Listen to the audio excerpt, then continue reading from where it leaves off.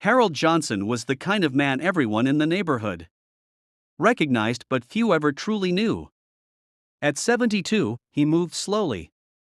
Always with a cane, always with a hat. Always carrying a quiet dignity. He'd lived in the city longer than most people on his block had even been alive. But lately it felt like the world had forgotten what respect meant.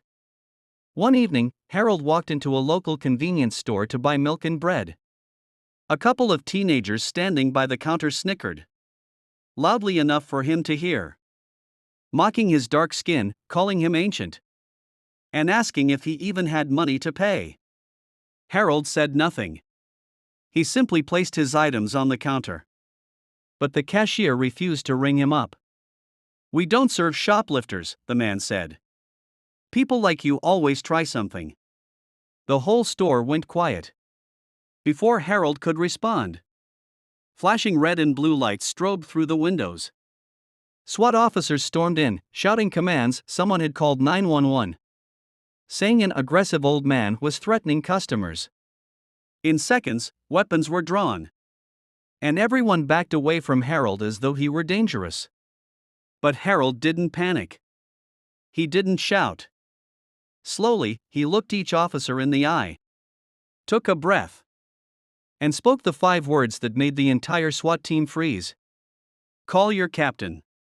Now. Please." Confused murmurs broke out, but one officer radioed it in. Within minutes, a black SUV screeched into the parking lot and a tall man in full tactical gear jumped out. The SWAT commander. The moment he saw Harold, his entire expression changed. He rushed forward, removed his helmet, and saluted. "General Johnson?" he whispered. The store fell silent, eyes wide, mouths open. The commander turned to his team and ordered, "Weapons down." That man is a hero. Harold had been a decorated army general.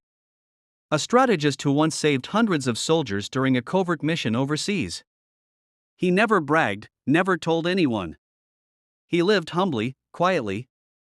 Like a ghost of history walking among people too busy to look closely. The teenagers stared at the floor. The cashier's face drained of color.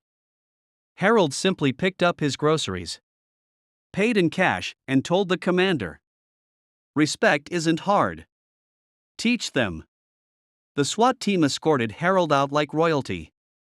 From that day forward, people looked at the elderly man differently, not because of his rank, but because he reminded them that